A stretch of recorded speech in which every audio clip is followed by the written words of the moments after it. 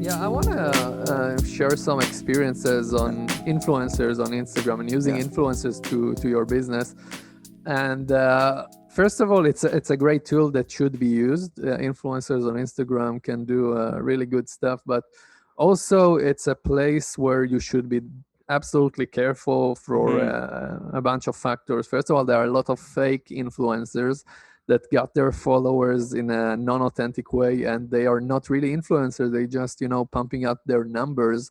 They don't really influence anyone, and they try to separate businesses from their cash. They will post whatever, no one's going to see it anyway. Their like are fakes, the comments, everything is fake. So in order to identify that, you should really explore the potential profiles online, not just on Instagram, of the influencers you're going to work with, and make sure that everything is legit and it's real. And diving down 2-3 minutes, you'll have an answer, because most of them don't do it that good of a job concealing it, because you can see absolutely for yourself what's real and what's not. So that's one thing to be wary of and notice on Instagram. The second thing you should consider, that even though Instagram is a great platform to get some exposure with influencers, on the other end, you have alternative, right? It's not like Instagram is the only platform where you can use influencer. You can also use YouTube. You can also use Twitch. You can also use many other platforms. And think about the mindset of the consumer who is scrolling the feed on Instagram. So they are sitting there, they follow 1,000 people, they are scrolling down. One of these posts is a paid post by a company. What is their commitment when they are scrolling their feed? Maybe some of them are hardcore fans of that influencer and will really dive into it. So it's a numbers game as well, whether you just have to put it out there.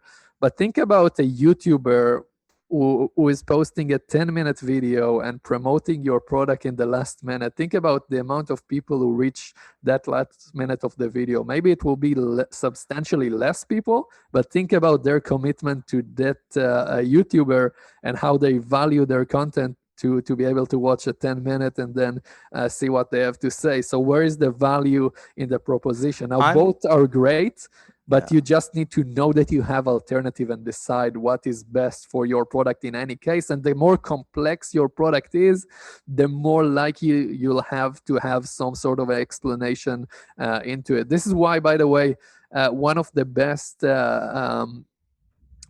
campaigns for it's actually on YouTube. Influencers campaign is our product like VPN and things that are very complex to convey in an Instagram post. Yeah. So, great stuff. And what I'm surprised every time somebody tells me, look at this person has X amount of followers. You should get them to influence for your product or for their business. Circling back to another episode, we talked about this. uh, the follower doesn't mean anything. The quality of it means, the quality of that attention is important. So every time I look at some profile, what I do, number one, I scroll down to see the engagement.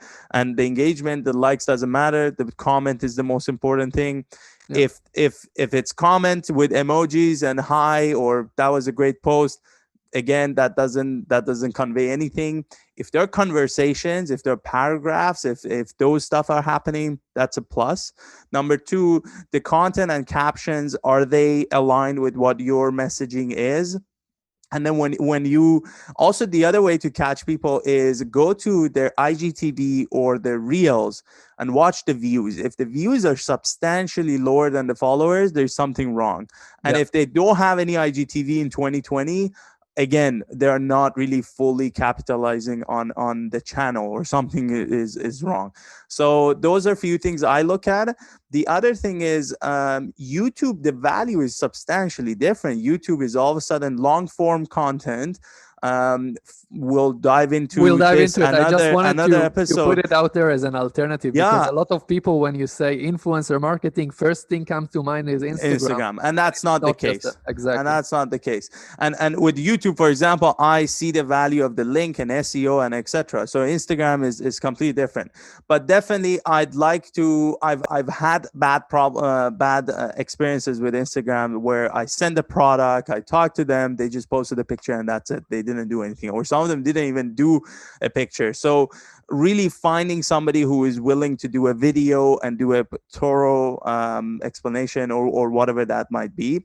The other thing is, I realized Reels, when they came and introduced, Instagram was pushing it. So if I got a influencer to do Reels and it worked with the product, it would push it 5 times more than the regular post. So I think that's still I see the more case, value. by the way. I think that's still the case on Instagram. They are in a hard battle with TikTok, and they'll keep pushing Reels for now. So yeah, if you are going to work with some influencers to promote your product on Instagram, make sure you put some sort of a reel in there, because you'll get more exposure. But it also has to be kind of native to the platform. So the reel will have to be, a certain way, the way that it's done on Instagram, and not detached like a regular commercial. It should be native to the platform. Yeah, exactly. And speaking of that,